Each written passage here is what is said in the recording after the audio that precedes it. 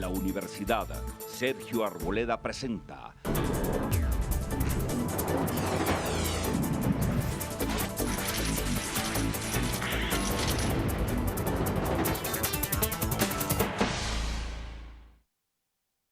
Bienvenidos. Aquí procuramos llevar el pulso a la economía colombiana y lo hacemos con personas del primer nivel, expertos y voces muy calificadas en Colombia. Hoy me da mucho gusto saludar al senador Iván Duque. Senador, bienvenido, senador de la Comisión de Asuntos Económicos y la voz cantante en materia de economía en el Congreso. Bienvenido, senador Duque. Muchas gracias, doctor Juan. Como siempre, un placer estar acá en su programa. Y Silverio Gómez, que digo yo, es el decano de los periodistas económicos en nuestro país, ha pasado con mucho éxito por las redacciones económicas del Tiempo, del Portafolio, que fue Silverio el alma del periódico económico especializado en RCN, la revista Poder. Bienvenido, Silverio. Gracias, Juan. Un saludo cordial, volverlo a ver. Y al senador, gran estudioso, y como usted dice, Juan, yo sí creo que es la voz de la economía en el Congreso de la República. Bienvenidos. Primer trimestre. Cierra el primer trimestre de un 2015 con unas informaciones recientes que tenemos sobre el comportamiento de la economía. ¿Qué ha sucedido en este arranque del 2015 y qué viene, senador Duque? Bueno, yo creo que lo primero es que se viene sintiendo la desaceleración del año pasado, ya con un poco más de fuerza, porque si bien Colombia celebra que tuvimos un crecimiento del 4.6 en el 2014, hay que reconocer que en el segundo, en el tercero y en el cuarto trimestre la desaceleración fue brutal. Pasamos de un crecimiento del 6.4 en el primer trimestre del 2014 a uno del 3.5, pero con dos agravantes. La inflación, se empezó a sentir una gran presión inflacionaria en el último trimestre del año pasado y se sintió en los primeros meses de este año. Empezó marcando muy por encima de los pronósticos. Y eso refleja además otra cosa, porque un sector de la academia nos dice que es el momento de festejar que tuvimos una devaluación muy rápida y que esa puede ser la gran oportunidad para el sector agropecuario o para el sector industrial, pero desconocen cosas como esta. El país el año pasado importó más de 1.600 millones de dólares en cereales, solamente exportó 21. El país ya tiene una balanza comercial negativa en alimentos para animales, en legumbres, en hortalizas y tubérculos, en todos los insumos agrícolas. Entonces, esa rápida devaluación... Vamos a pagar más caro por nuestros alimentos porque no se están produciendo aquí, claro, y eso le pega a la inflación y al bolsillo de todos los colombianos. Y la velocidad de sustituir eso con la demanda interna, cuando se ha dado un proceso de desindustrialización en los últimos 4 años, es muy difícil. Y usted lo siente en cosas como esta. La inversión extranjera en manufacturas en el año pasado decayó.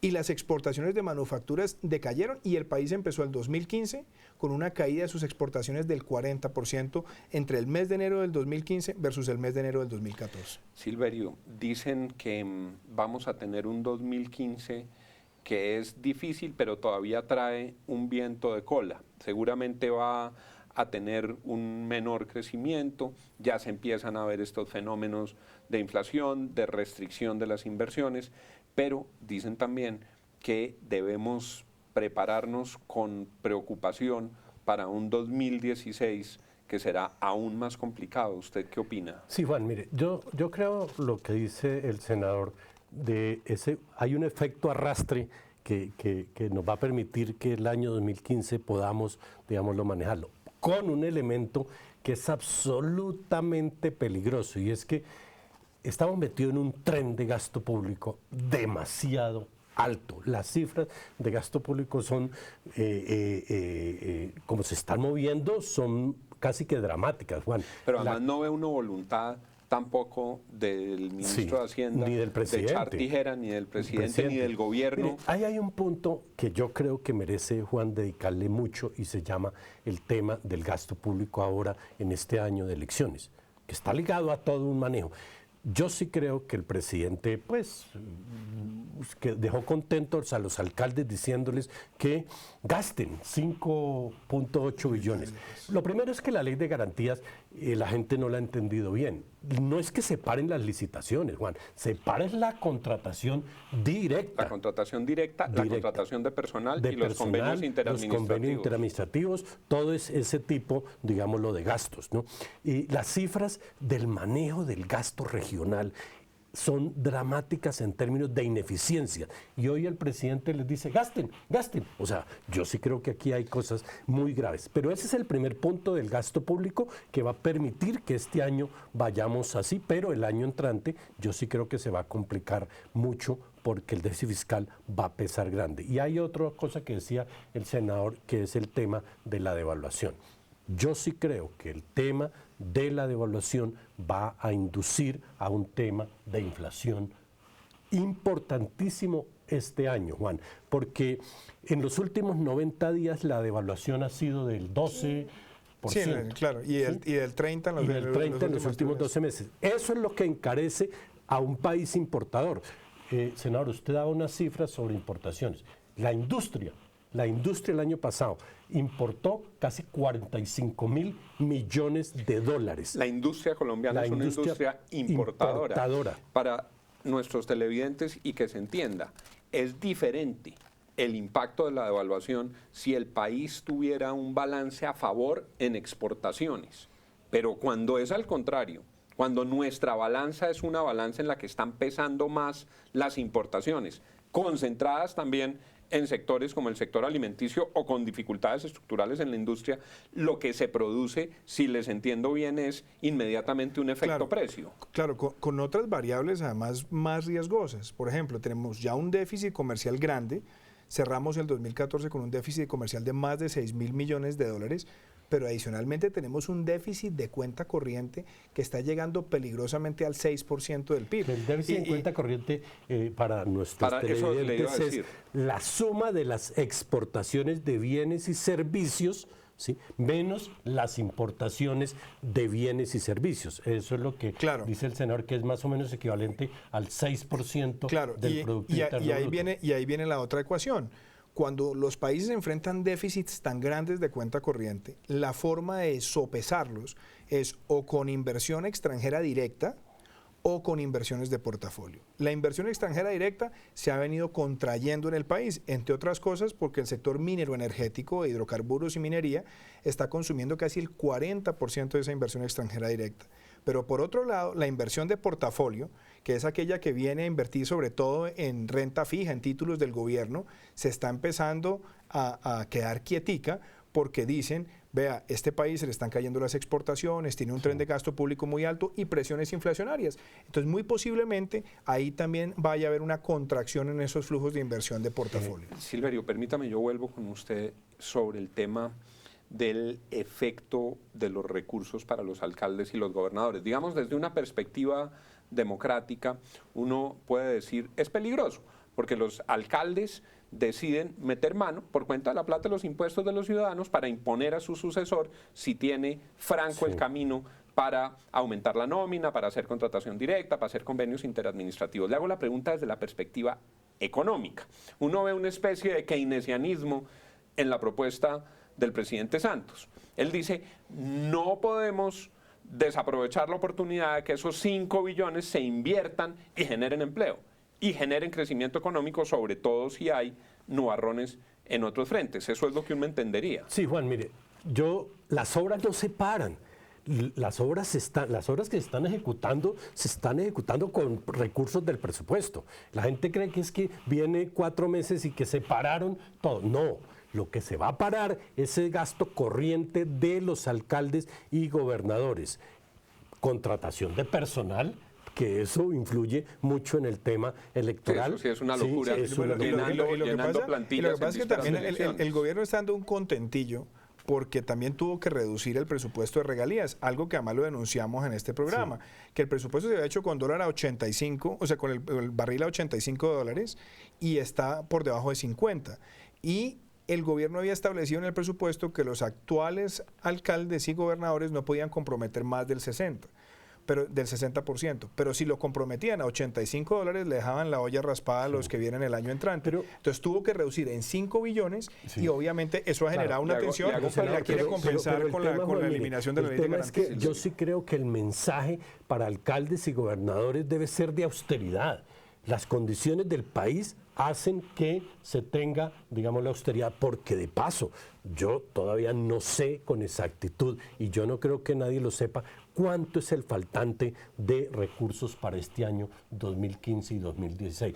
Por un lado, el gobierno anunció que iba a recortar el gasto público en 6 billones de pesos, luego ahora le dice, anunció que se gasten 5.8 billones, pero hay cosas que no se han calculado. Senador, ¿cuánto valen los intereses adicionales que tiene que pagar el gobierno en términos de deuda por la devaluación? No solamente por eso, porque ya aumentó la deuda pública. Cuando empieza a disminuir o aumentar el riesgo país, porque está pasando por el entorno regional, lo que está ocurriendo en Brasil también nos va a pegar, la situación macro nuestra nos va a pegar, la caída del precio del petróleo nos va a pegar, que vamos a tener una mayor percepción de riesgo. Esa percepción de riesgo también vale plata porque se paga con los intereses. Pero hay una cosa que Silverio decía sobre gasto público que a mí sí me parece muy importante, y es que en la ley de presupuesto, en la que presentó el gobierno, se reconoce que el 60% del presupuesto de inversión no son para inversiones económicamente productivas, es decir, no es para formar capital.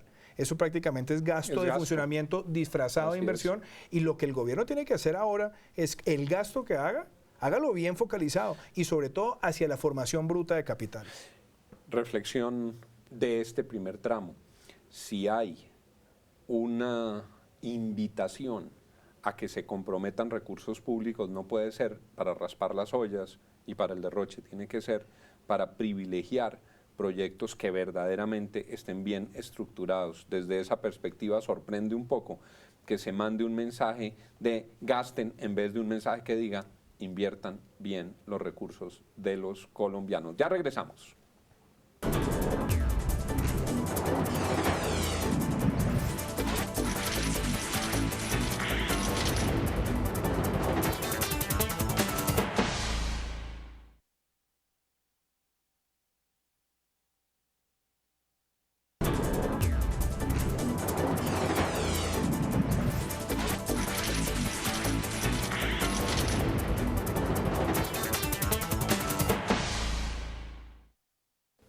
Comentábamos fuera de cámaras, claro, a los alcaldes dicen algunos les han dado contentillo, pero es que el contentillo es más largo porque les habían prometido cuando estaban en la reelección que les extendían el periodo, no se los extendieron, que les iba a llegar la plata de las regalías, no les llegó.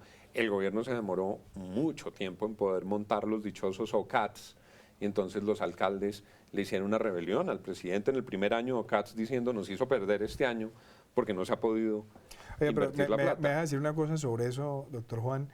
A mí me llama mucho la atención la reforma que se le hizo al sistema de regalías, porque el entonces ministro Echeverry, con la teoría de la mermelada que se esparcía en una tostada más grande para todo el país, armó un sistema como si nosotros fuéramos Arabia Saudita, como si nosotros fuéramos a tener recursos mineroenergéticos indefinidamente.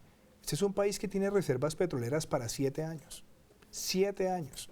Y si usted mira la ejecución de los fondos que creó el sistema, el Fondo de Ciencia y Tecnología no llega al 6% de los recursos.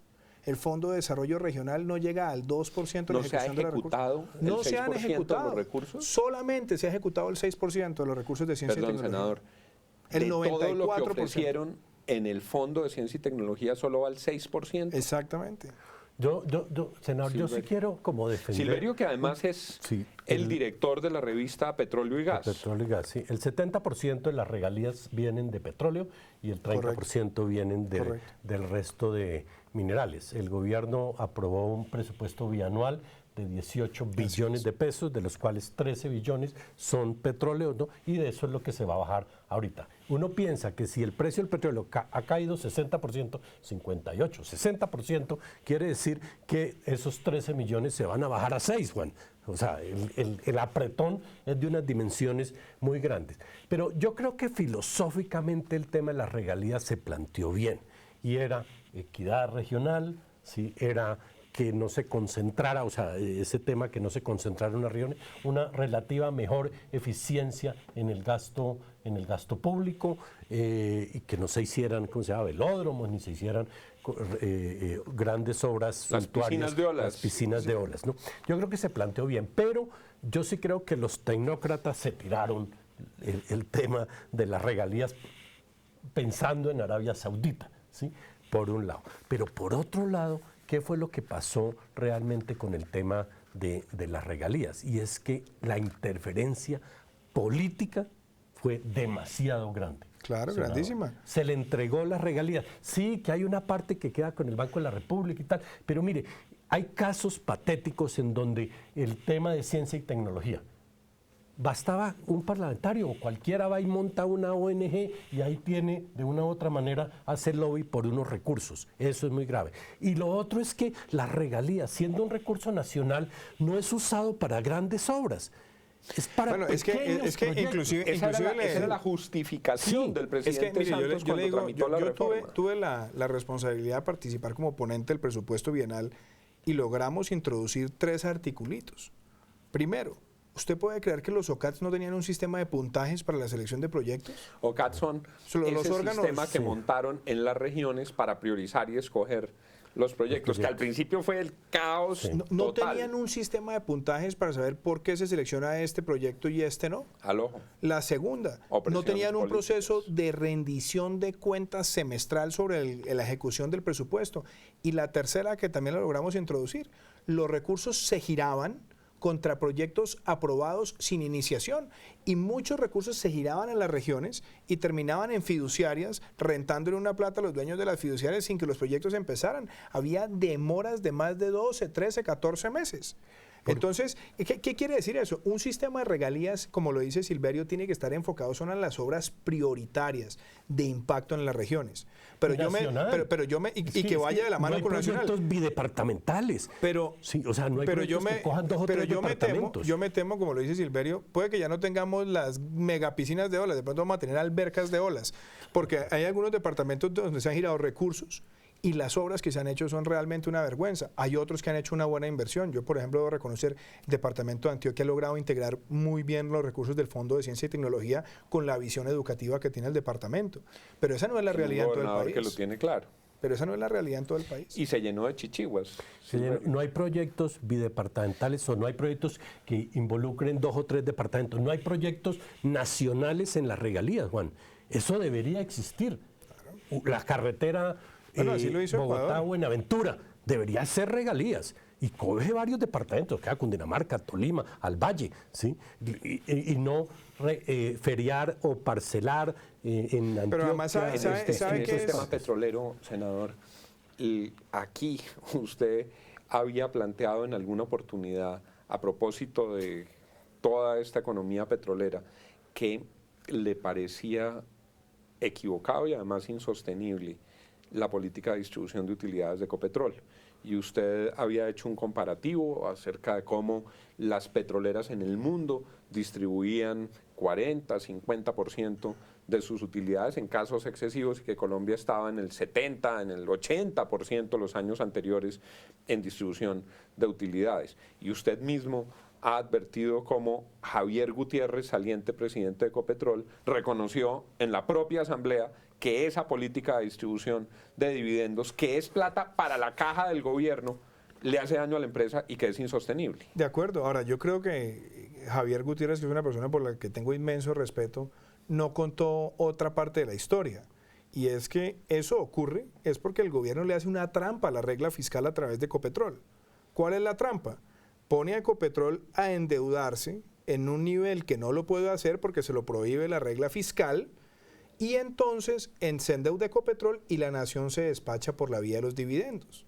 ¿Cómo lo hace? Ecopetrol reparte el 80% de los dividendos y al mismo tiempo se endeuda para financiar sus inversiones. Eso demuestra que la empresa, desde el punto de vista financiero, está cometiendo un error, hasta el punto que ya los medios de comunicación han registrado que miembros de junta están pidiendo que las reparticiones sean de entre el 40 y el 50, como lo hace la práctica generalizada de la industria. Más aún cuando la empresa ha tenido una caída de sus utilidades del 40% en el último año. Senador, pero mire, hay que tener en cuenta lo siguiente. Las utilidades de Ecopetrol se cayeron a 7.5 billones de pesos de 13 billones. Casi 14 billones. Casi 14 billones. De esos 7.5 van a repartir 5.6. 5.6. Pero el gobierno se va a quedar con 4.6, 4.7. Con el 80%. Con el 80%. Y a los 450.000 pequeños accionistas les van a repartir 600.000 millones de pesos.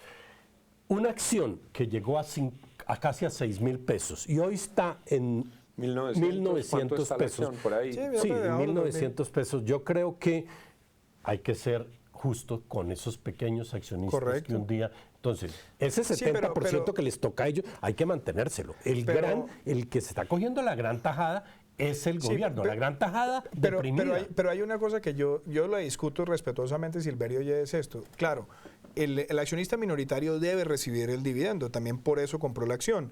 Lo que pasa es que el aliciente que se le vendió era que Ecopetrol repartía unos dividendos importantes al año, pero lo que nunca le contaron al pequeño accionista era que esa misma práctica iba a generar también una incredibilidad de los mercados, porque parte de la caída de la acción de Ecopetrol no es solamente lo de los precios ahora, esto no viene pasando hace 2 o 3 meses. ¿Ecopetrol cayó más que otras petroleras en el mundo? Es que el año pasado, en el año 2014, fue la empresa petrolera en el mundo, con mayor pérdida de valor de su acción.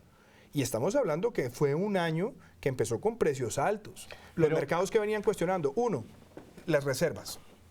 La empresa tiene reservas, así como las tiene la nación, para un periodo muy corto. Segundo, la producción estaba cayendo.